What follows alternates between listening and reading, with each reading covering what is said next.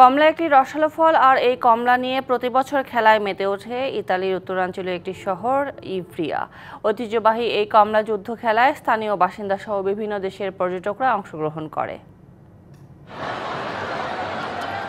এ উৎসব একটি রোমাঞ্চকর খাবারের লড়াই। কমলা যুদ্ধ উত্তর ইতালির মনোরম শহর ইভ্রিয়াকে শক্তি এবং আনন্দঘন ঐতিহ্যের একটি প্রাণবন্ত কেন্দ্রে রূপান্তরিত করে। এ যুদ্ধে শত শত টন কমলা নিক্ষেপ করা হয়।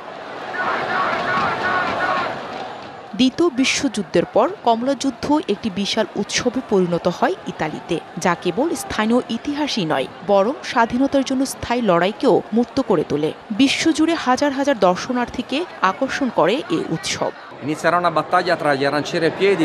কমলা নিক্ষেপকারীদের মধ্যে একটি যুদ্ধ শুরু হয়েছে। শত শত অংশগ্রহণকারী এই সংঘর্ষকে আরও প্রাণবন্ত করে তুলেছে। এই উৎসব অত্যাচারীর ক্ষমতার বিরুদ্ধে জনগণের সংগ্রামের প্রতীক। উৎসবের খুশি হবে নগদে বেশি, কারণ ঘন্টায় ঘন্টায় আছে গিফট জেতার সুযোগ।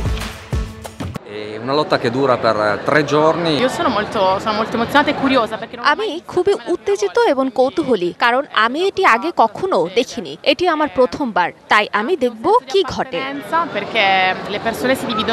ইতালির বাসিন্দারা রঙিন পোশাক পরে প্রতিদ্বন্দ্বী দলগুলো একে অপরের ওপর রসালো কমলা ছুঁড়ে আনন্দ উদযাপন করে। শহরের প্রতিটি পাথরের তৈরি রাস্তাগুলো একটি নরম সুগন্ধযুক্ত যুদ্ধক্ষেত্রে পরিণত হয়। উৎসবে শহরের কোনো ধরনের সুরক্ষা ব্যবস্থা ছাড়াই রাস্তায় হেঁটে বেড়ায় বাসিন্দারা। রক্ষীর বেশে থাকা লোকজনের ওপর কমলা ছুঁড়ে আর ট্রলি বাসে ঘোড়ার মুখোশে থাকা রক্ষীরা কমলা ছুঁড়ে পাল্টা জবাব দেয়। সম্প্রীতির অনুভূতি কমলা লেবুর যুদ্ধকে একটি খাঁটি সংস্কৃতিতে পরিণত করে।